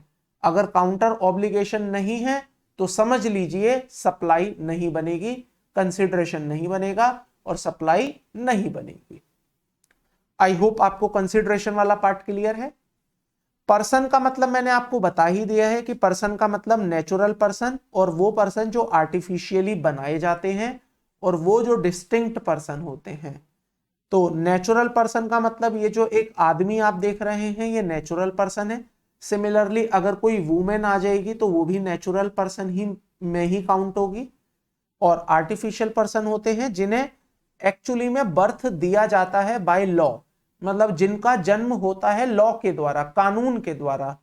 तो एचयूएफ के थ्रू बनती है, कंपनी एक्ट से बनती है, फर्म एक्ट से बनती है, ट्रस्ट सोसाइटी एक्ट से बनता है, और संसद पार्लियामेंट एक्ट से बनती है। तो ये सब आपके क्या कहलाएंगे? ये सब आपके कहलाएंगे आर्टिफिशियल पर्सन। और ऊपर जो आप देख रहे हैं मेन, वुमेन और ट्रांसजेंडर, ये क्या कहलाएंगे? ये नेचुरल पर्सन कहलाएंगे। लेकिन पर्सन का मतलब ये भी और ये भी, पर्सन का मतलब नेचुरल भी और आर्टिफिशियल भी, तो ये दोनों ही आपके क्या हैं? पर्सन। और अगर पर्सन है तो इसका मतलब समझिए परिवार का चौथा सदस्य भी अब यहां पर कंप्लीट हो जाता है। अगर परिवार के चारों सदस्य एक साथ आके बैठ के खाना खाएंगे तो उस खाने को हम सप्लाई कहेंगे। अगर चारों में से एक भी बंदा गायब है तो वो सप्लाई नहीं बनाया जाएगा। बताइए, आपने अपने घर का फर्नीचर बेच दिया, ये सप्लाई है या नहीं है? डिसाइड करिए। आपने अपने घर का फर्नीचर बेच दिया, whether this will be supply और नॉट। ध्यान से देखिए, चारों फैक्टर लगाइए। पहला फैक्टर था बिजनेस। क्या बिजनेस वाला एलिमेंट कंप्लीट हो गया? नहीं सर, ये मिसिंग है। मैंने अपने घर का फर्नीचर बेचा, ये कहां है मेरा बिजनेस? ये तो मेरा घर है। घर का फर्नीचर बेचना कब से मेरा बिजनेस बन गया? अरे अगर मैं बिजनेस का फर्नीचर बेचता या मैं फर्नीचर बेचने का बिजनेस करता तो बिजनेस होता। घर का फर्नीचर, घर का टीवी, घर का फ्रिज, घर का सामान बेच देना कोई बिजनेस थोड़ी है। और जब बिजनेस ही नहीं है तो बाकी 3 सदस्य कितने भी हो जाएं, ये सप्लाई नहीं बनाया जाएगा। बताइए, अगर यही फर्नीचर मैं अपने बिजनेस का बेच दूं, मेरा बिजनेस है सीए फर्म का, मैं सीए फर्म चलाता हूं और मैंने वहां का अपना फर्नीचर बेच दिया, तो क्या अब ये सप्लाई है? करके देखते हैं। चारों फैक्टर लगाएंगे, चारों में से अगर चारों पूरे हो गए तो ये सप्लाई है, चारों में से एक भी गायब है तो सप्लाई नहीं है। पहला फैक्टर बिजनेस, क्या ये बिजनेस है? सर ये बिजनेस तो है लेकिन ये आपका बिजनेस नहीं है। क्यों नहीं है समझो। आप तो सीए फर्म चलाते हो ना, आपका तो काम है इनकम टैक्स रिटर्न भरना, आपका काम है ऑडिट करना, आपका काम है अकाउंटिंग करना। ये चेयर बेचना कब से आपका बिजनेस हो गया? फर्नीचर बेचना कब से बिजनेस हो गया? तो मैंने कहा रुको, बिजनेस की डेफिनेशन में क्या लिखा था कि अगर कोई एंसिलियरी एक्टिविटी करेंगे, अगर कोई एंसिलियरी एक्टिविटी करेंगे तो उस इंसिडेंटल एक्टिविटी करेंगे तो उसको भी क्या मानेंगे? बिजनेस। तो ये है आपकी एंसिलियरी एक्टिविटी। आपने अपने बिजनेस का फर्नीचर बेच दिया, ठीक है, आपका मेन बिजनेस नहीं था लेकिन था तो बिजनेस का ही पार्ट, तो इसे क्या माना जाएगा? Ancillary activity. तो बिजनेस वाली डेफिनेशन में हम पास हो गए, इसका मतलब पहला फैक्टर मेरा पूरा हो गया, बिजनेस वाला फैक्टर मैंने पास कर लिया। अब दूसरा फैक्टर, गुड्स का होना जरूरी है या सर्विस का होना जरूरी है? तो अगर मैं अपने ऑफिस का पुराना फर्नीचर बेच रहा हूं तो बताइए फर्नीचर मूवेबल है? मूवेबल है। मूवेबल है तो गुड्स है। तो ये लो जी, गुड्स वाला फैक्टर भी पूरा हो गया। अब बचा तीसरा फैक्टर, कंसीडरेशन। कंसीडरेशन का मतलब होता है लेन देन। तो मैं जिसको फर्नीचर बेचूंगा, क्या उसने मुझे काउंटर ऑब्लिगेशन दी होगी कि हाँ भाई साहब आप मुझे फर्नीचर देना, मैं आपको पैसे दूंगा। और मैंने काउंटर ऑब्लिगेशन में क्या बोला होगा? तुम मुझे पैसे देना, मैं तुम्हें फर्नीचर दूंगा। तो क्या ये वाला फैक्टर भी पूरा है? पूरा है। अच्छा, बेचने वाला कौन है? मैं हूं। मैं कौन हूं? इंडिविजुअल हूं। तो क्या पर्सन वाला फैक्टर पूरा है? पूरा है। और जब ये चारों फैक्टर पूरे हैं तो क्या वो बिजनेस है? सॉरी, क्या वो सप्लाई है? बिल्कुल है। हमने यही तो पढ़ा कि अगर ये चारों सदस्य एक साथ मिलकर बैठकर खाना खाएंगे तो वो सप्लाई बन जाएगा, और एक भी गायब हो गया तो सप्लाई नहीं बनेगा। ऐसा ही तो हमने पढ़ा। तो ये मेरा सप्लाई माना जाएगा। बताइए यहां तक आपको कोई डाउट है, कोई कंफ्यूजन है किसी को भी? Any doubt, any confusion? नहीं। आइए अब मैं आपको एक और चीज बताने जा रहा हूं which is very very important. जब हमारा जीएसटी एक्ट बना तो जीएसटी एक्ट में सप्लाई का जब लॉ बनाया गया कि सप्लाई क्या है या क्या नहीं, तो वहां दो सेक्शन बनाए। एक सेक्शन बनाया 5 ऑफ सीजीएसटी, एक बनाया सेक्शन 9 ऑफ आईजीएसटी।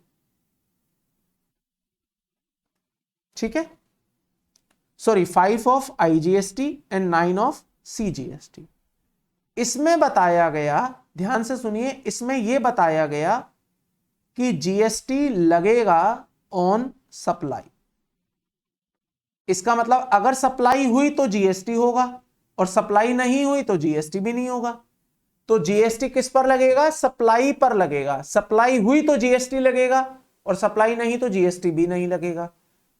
अब ये जो सप्लाई को एक्सप्लेन किया गया, ये किया गया सेक्शन 7 ऑफ सीजीएसटी एक्ट में कि what is the meaning of supply. तो जो मीनिंग मैंने अभी आपको पढ़ाया है ना, वो सप्लाई का मीनिंग है एज पर सेक्शन 7। सप्लाई का मीनिंग कब होगा? जब बिजनेस होगा, जब गुड्स और सर्विस होगी, जब कंसिडरेशन होगा और साथ में पर्सन होगा। तो चारों अगर एक साथ होंगे तो वो सप्लाई है, चारों में से एक भी नहीं तो सप्लाई भी नहीं। ये बात कहां समझाई है? ये बात समझाई है सेक्शन 7 ऑफ सीजीएसटी एक्ट में, बताई है कि what is the meaning of supply. अब जब ये सप्लाई का चैप्टर बनाया गया या लॉ बनाया गया तो वहां पर ना 3 शेड्यूल बनाए गए। 3 शेड्यूल बनाए गए, 1, 2 और 3। आप तीनों शेड्यूल्स को ध्यान से सुनिएगा, फिर समझाना शुरू करूंगा। पहला शेड्यूल ये कहता है अगर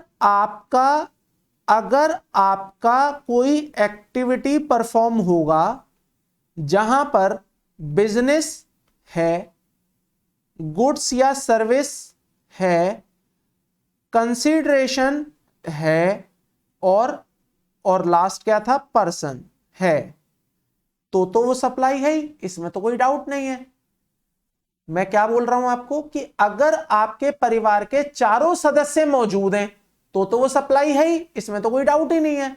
लेकिन अगर परिवार का एक सदस्य गायब हो गया, कोई भी एक, तो वो सप्लाई नहीं मानी जाएगी। अब सरकार ये कह रही है कि भैया सुनो, शेड्यूल 1 हम बना रहे हैं, शेड्यूल 1 हम बना रहे हैं, शेड्यूल 1 में हम कुछ एक्टिविटीज भी लिख रहे हैं। उन एक्टिविटीज के लिए मैं फिर से रिपीट कर रहा हूं, शेड्यूल 1 हम बना रहे हैं, शेड्यूल 1 में हम कुछ एक्टिविटीज लिख रहे हैं। उन एक्टिविटीज में अगर कंसीडरेशन वाला सदस्य गायब हो जाएगा, अगर कंसीडरेशन वाला सदस्य गायब भी हो जाएगा, तब भी हम उसे क्या मान लेंगे? तब भी हम उसे सप्लाई मान लेंगे। इसका मतलब ये जो कंसीडरेशन है, अगर किसी रीजन से ये हट भी जाए तो हम उसे क्या मान लेंगे? सप्लाई मान लेंगे। सर हर चीज को? नहीं भाई नहीं, हर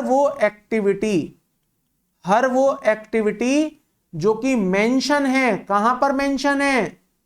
इन शेड्यूल 1। अगर कोई एक्टिविटी शेड्यूल 1 में मेंशन है तो भले ही कंसीडरेशन है या नहीं है, वो सप्लाई बन जाएगा। इसका मतलब वो एक्टिविटीज जो शेड्यूल 1 में है, उनको सप्लाई बनने के लिए 4 सदस्य नहीं चाहिए। कितने सदस्य चाहिए? 3। पहला बिजनेस का होना जरूरी है, दूसरा गुड्स या सर्विस का होना जरूरी है, और तीसरा पर्सन का होना जरूरी है। भले ही कंसीडरेशन कहानी में है या नहीं है, उसे क्या माना जाएगा? सप्लाई माना जाएगा। और सप्लाई मान लिया जाएगा, इसका मतलब इस पर जीएसटी आएगा। क्लियर है यहां तक? आइए हम समझते हैं अब कौन कौन सी एक्टिविटीज ऐसी हैं जिस पर कंसीडरेशन वाला फैक्टर अगर गायब भी हो जाए तब भी उसे सप्लाई मान लिया जाएगा। So this is the schedule 1। Activities made without consideration treated as supply, इन्हें सप्लाई माना जाएगा। भले ही आपको कंसीडरेशन नहीं मिल रही है, भले ही कंसीडरेशन वाला जो फैक्टर है, परिवार के 4 सदस्यों में जो एक सदस्य कंसीडरेशन है, भले ही वो गायब है, but still that is not considered as that is considered as supply. पहली activity, following activity are supply even without consideration. पहली एक्टिविटी है permanent transfer of disposal of business asset where ITC has been availed. आप मान लीजिए business के लिए कोई चीज खरीद के लाए, आपने आईटीसी क्लेम कर लिया। अब आपका मन किया कि चलो एक काम करो, इस असेट को ना घर ले जाओ उठाकर, तो इसका मतलब आपकी ये असेट क्या हो गई? परमानेंट ट्रांसफर हो गई। अब लौट कर तो आएगी नहीं घर से। या आपकी वो असेट डिस्पोज हो गई, जल गई, या आपने उसे बिजनेस से बाहर फेंक दिया। तो ऐसा अगर आप कोई एक्टिविटी करते हैं तो भले ही आपको कंसीडरेशन ना मिला हो, भले ही आपको पैसे ना मिले हो, भले ही वहां पर कंसीडरेशन ना मिलने वाला हो, तो भी हम उसे क्या मान लेंगे? सप्लाई मान लेंगे। अगर आपके बाकी 3 फैक्टर पूरे हैं, बिजनेस, पर्सन और गुड्स और सर्विस, तो अगर आपकी ये कंडीशन पूरी है, भले ही कंसीडरेशन पूरा नहीं है, भले ही कंसीडरेशन गायब है, भले ही कंसीडरेशन कहानी में मौजूद ही नहीं है, तब भी हम क्या मान लेंगे? इसे सप्लाई मान लेंगे। अगर रिलेटेड पार्टी के बीच में ट्रांजैक्शन होती हैं, मेरी दुकान है मोबाइल्स की, मेरी वाइफ एक दिन दुकान पर आई और 2 फोन उठाकर घर ले गई, बताइए क्या मैं पैसे मांग सकता हूं अपनी वाइफ से? इतनी हिम्मत नहीं है कि मैं पैसे मांग पाऊं। तो ऐसे में जब मेरी वाइफ को मैंने फोन दिया तो क्या ये रिलेटेड पार्टी ट्रांजैक्शन हो गई? बिल्कुल हो गई। क्या ये सप्लाई है? बिल्कुल है। कंसीडरेशन नहीं मिला तब भी सप्लाई है सर, क्योंकि हमने क्या पढ़ा? उन एक्टिविटीज को जो शेड्यूल 1 में लिखी जा रही हैं, अगर कंसीडरेशन ना भी होगा तब भी इन्हें क्या माना जाएगा? सप्लाई मान लिया जाएगा। पॉइंट नंबर 3 पढ़िए। Supply by a principal to agent और एजेंट टू प्रिंसिपल। तो अगर एक प्रिंसिपल अपने एजेंट को सप्लाई करे या एक एजेंट अपने प्रिंसिपल को सप्लाई करे, तो इसे भी क्या मान लिया जाएगा? सप्लाई मान लिया जाएगा।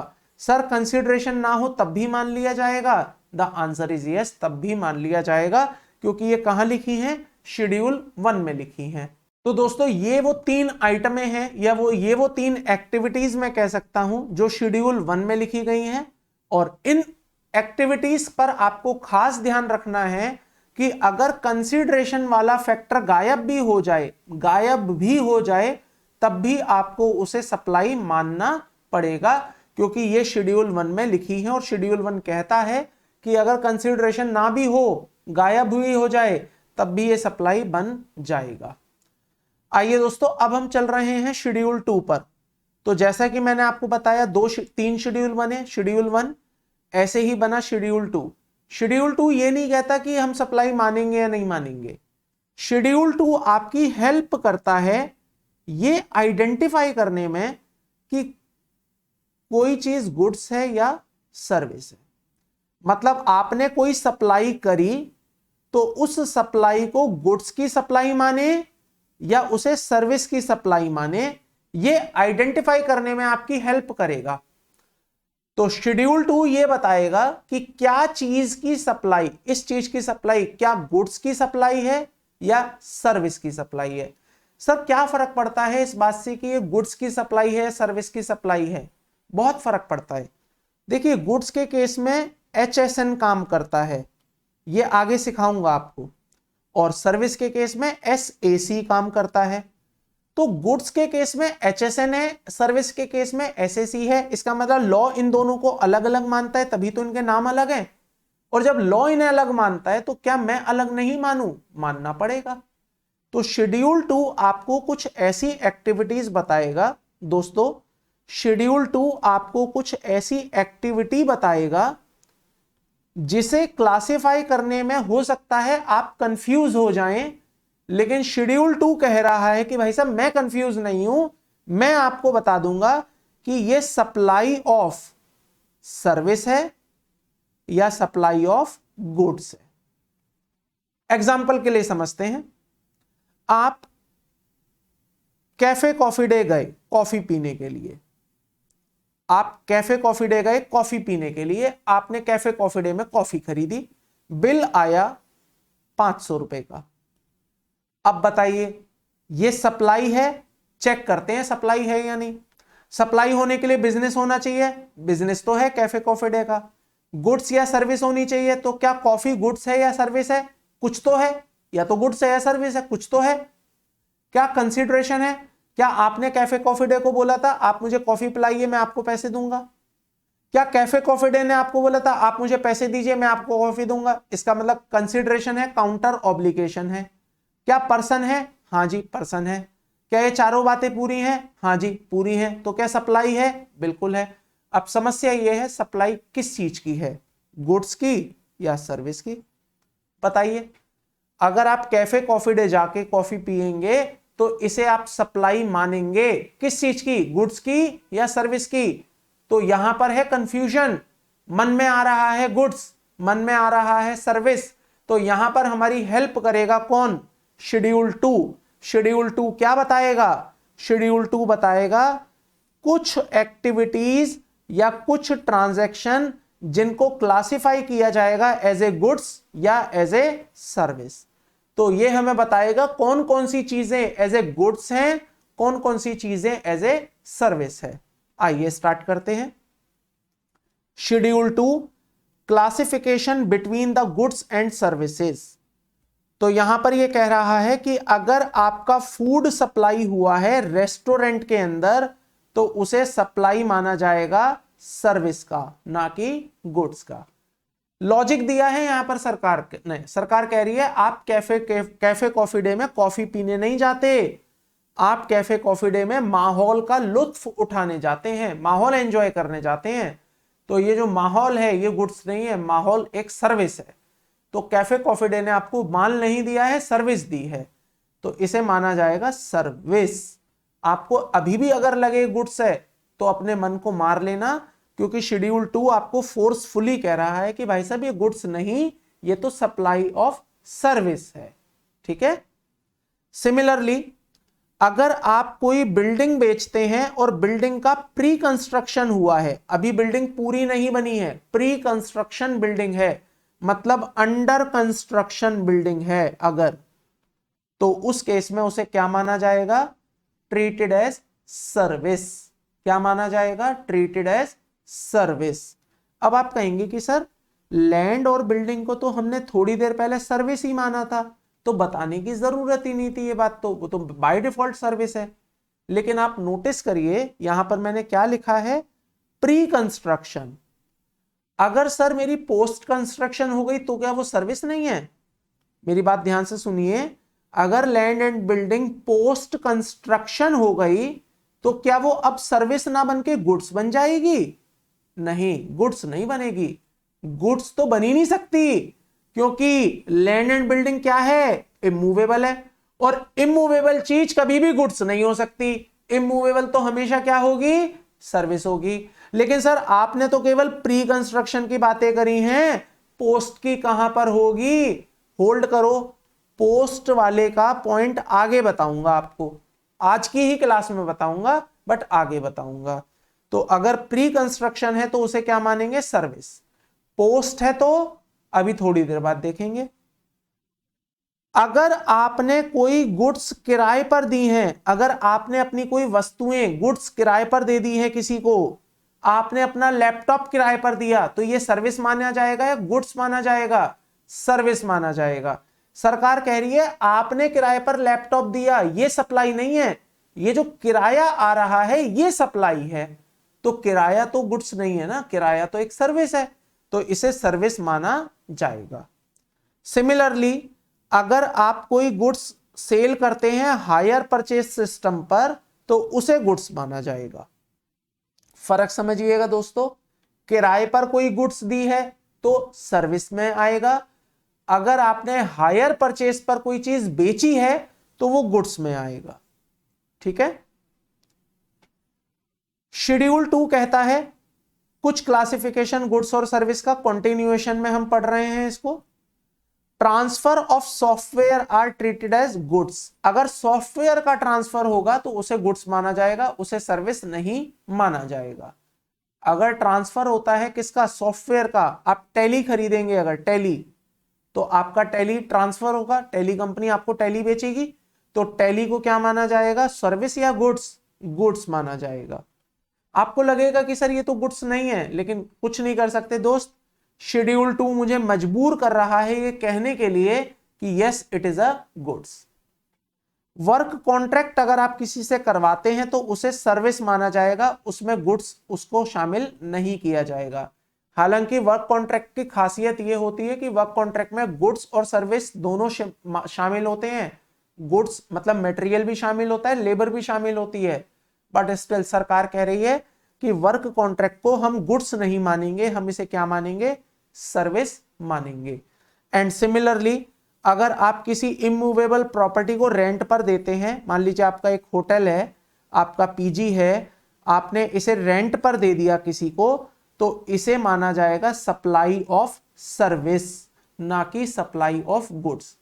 एंड इसमें तो सर बताने वाली भी कोई बात नहीं थी, ये तो हमें नाम से ही पता चल रहा था कि ये सर्विस ही बनेगा, ये गुड्स बन ही नहीं सकता। बताइए हम यहां तक क्लियर हैं सभी? Any doubt? फिर से बता दूं, शेड्यूल 1 क्या कहता है कि इन चीजों को, इन एक्टिविटीज को बिना कंसीडरेशन के भी क्या मान लेना? सप्लाई मान लेना। शेड्यूल 2 क्या कहता है कि कुछ एक्टिविटीज को हम बता रहे हैं कि ये सप्लाई ऑफ गुड्स हैं या सप्लाई ऑफ सर्विस हैं। तो यहां पर उन्होंने आपको 4 और 3 7 आइटमों के बारे में बता दिया कि ये सप्लाई ऑफ सर्विस है या सप्लाई ऑफ गुड्स है। एक शेड्यूल 3 और आता है, शेड्यूल 3। शेड्यूल 3 क्या कहता है? देखिए शेड्यूल 1 ने क्या बोला कि इन एक्टिविटीज को बिना कंसीडरेशन के भी सप्लाई मान लेना। शेड्यूल 2 ने क्या कहा कि इन एक्टिविटीज को गुड्स मानना, इनको सर्विस मानना। शेड्यूल 3 कुछ और ही कहता है। शेड्यूल 3 कहता है कि यहां पर जो हम एक लिस्ट बना रहे हैं, यहां पर हम एक लिस्ट बना रहे हैं, इस लिस्ट में जो जो एक्टिविटीज लिख देंगे, जो जो एक्टिविटीज हम लिख देंगे उसे सप्लाई माना ही नहीं जाएगा। भले ही कुछ भी होता रहे, जो एक्टिविटी शेड्यूल 3 में लिख दी है उसे सप्लाई माना ही नहीं जाएगा। भले ही बिजनेस है, भले ही कंसिडरेशन है, भले ही गुड्स है, भले ही सर्विस है, भले ही पर्सन है, लेकिन क्योंकि वो एक्टिविटी शेड्यूल 3 में लिख दी है, नेगेटिव लिस्ट में लिख दी है, तो उसे हम सप्लाई मानेंगे ही नहीं। और जब सप्लाई नहीं तो जीएसटी भी नहीं। आइए कौन कौन सी आइटमें हैं जो शेड्यूल 3 में लिखी हैं। Activities which are not supply, कौन सी एक्टिविटी हैं जिन्हें सप्लाई नहीं माना जाएगा। So this is a negative list. आइए समझते हैं। सबसे पहली लिस्ट में, इस लिस्ट में सबसे पहली item, any service provided by employee to employer in the course of his employment. इसका मतलब सैलरी। अगर कोई व्यक्ति किसी को सैलरी देगा, अगर कोई व्यक्ति किसी को सैलरी के बदले काम करके देगा, तो इसे हम क्या मानेंगे, सप्लाई मानेंगे या नहीं मानेंगे? नहीं मानेंगे। और जब नहीं मानेंगे तो इस पर जीएसटी लगाएंगे या नहीं लगाएंगे? बिल्कुल भी नहीं लगाएंगे। तो एम्प्लॉयर एम्प्लॉय रिलेशनशिप को यहां पर बाहर कर दिया है। एम्प्लॉयर एम्प्लॉय, तुम्हारे ऊपर कोई जीएसटी नहीं, तुम नेगेटिव लिस्ट में हो, तुम्हारे को सप्लाई की डेफिनेशन से बाहर कर रहे हैं। एनी सर्विसेज बाय कोर्ट और ट्रिब्यूनल, तो अगर कोई कोर्ट या ट्रिब्यूनल आपको सर्विस दे, high court, supreme court, session court, ITAT, तो ये अब आपको सर्विस अगर देंगे तो इनके द्वारा दी गई सर्विस को सप्लाई नहीं माना जाएगा, क्योंकि इन्हें शेड्यूल 3 में डाल दिया गया है। Any function performed by the member of parliament, अगर एमपी कोई service they, member of parliament अगर सरकार को कोई सर्विस प्रदान करे, किसी को भी सर्विस प्रदान करे, तो any function performed by, any function performed by member of parliament, इसको भी सप्लाई नहीं माना जाएगा। और सप्लाई नहीं तो जीएसटी भी नहीं लगेगा। सिमिलरली दोस्तों, अगर कोई सर्विसेज फ्रेनल की, बुरियल की, क्रिमिनेशन की और मॉर्चरी की, including the transportation of deceased, ambulance की, तो अगर किसी के मरणोपरांत कोई सर्विस प्रोवाइड की जाती है, उसके शमशान रिलेटेड सर्विस, उसके अंतिम संस्कार से रिलेटेड सर्विस, उसके एम्बुलेंस की कोई सर्विस, जो कि एक डिसीज्ड को घर से, उसके घर से अंतिम संस्कार वाली जगह पर ले जाने के लिए यूज किया गया हो व्हीकल, तो उस व्हीकल पर या उन सर्विसेज पर जीएसटी नहीं लगेगा, क्योंकि उसको सप्लाई की डेफिनेशन से बाहर कर दिया है in the schedule number 3। Schedule 3 कहता है कि हम इसे सप्लाई नहीं मानेंगे, और जब इसे सप्लाई नहीं मानेंगे तो फिर जीएसटी का तो देखो कोई मतलब ही नहीं बनता। और सर्विस है sale of land and building post construction. आपको मिल गया आंसर। अभी मैंने बताया लैंड एंड बिल्डिंग क्या है, सर्विस। तो अगर उसको प्री कंस्ट्रक्शन में बेचा जाएगा तो कहां आएगा, सर्विस में। अगर उसको पोस्ट कंस्ट्रक्शन में बेचा जाएगा तो कहां आएगा, शेड्यूल 3 में।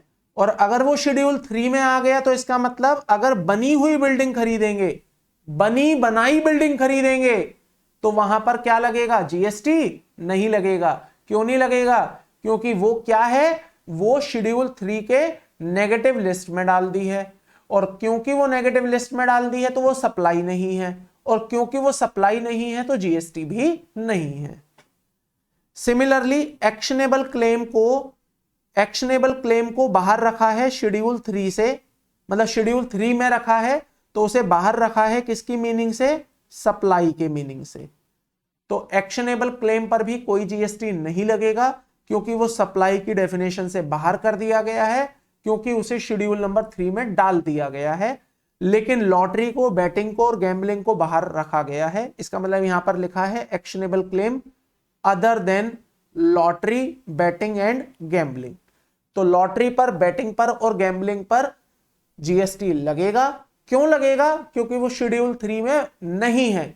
अगर वो शेड्यूल 3 में होती तो वो सप्लाई नहीं बनती, सप्लाई नहीं बनती तो जीएसटी नहीं लगता, लेकिन क्योंकि वो अब वो शेड्यूल 3 में नहीं है, ना होने की वजह से वो सप्लाई है, और सप्लाई है तो जीएसटी भी लगेगा। बताइए दोस्तों, यहां तक कोई डाउट, कोई कंफ्यूजन है आप लोगों को? नहीं? तो ये मेरा सप्लाई का एक लीगल प्रोविजन कंप्लीट हुआ है कि सप्लाई का मतलब क्या होगा। मैं फिर से रिपीट कर दूं, हमने क्या पढ़ा? सबसे पहले तो हमने ये पढ़ा सप्लाई का मतलब क्या होगा। सप्लाई का मतलब परिवार के 4 सदस्य मिलकर पूरा करेंगे। Business, good service, consideration, person. अगर चारों में से एक भी सदस्य गायब है तो वहां पर सप्लाई नहीं है, चारों मौजूद हैं तो सप्लाई है। फिर हमने शेड्यूल 1, 2, 3 पढ़ा। 1 कहता है कि कौन सी एक्टिविटीज ऐसी होंगी जहां पर कंसिडरेशन ना होते हुए भी सप्लाई बन जाएगा। शेड्यूल 2 हमने पढ़ा, कौन कौन सी एक्टिविटीज होंगी जो कि सप्लाई ऑफ सर्विस मानी जाएंगी, कौन कौन सी एक्टिविटी होंगी जो कि सप्लाई ऑफ गुड्स मानी जाएंगी।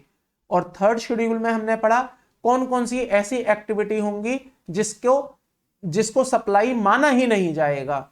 और इसके अंदर खास बात यह देखी कि अगर प्री कंस्ट्रक्शन बिल्डिंग है तो वो सप्लाई ऑफ सर्विस है, अगर पोस्ट कंस्ट्रक्शन बिल्डिंग है तो वो ना सप्लाई ऑफ सर्विस है ना ही सप्लाई ऑफ गुड्स है, वो शेड्यूल 3 में कवर है। शेड्यूल 3 में कवर होने की वजह से वो सप्लाई नहीं है, और सप्लाई ना होने की वजह से उसके ऊपर जीएसटी भी नहीं है।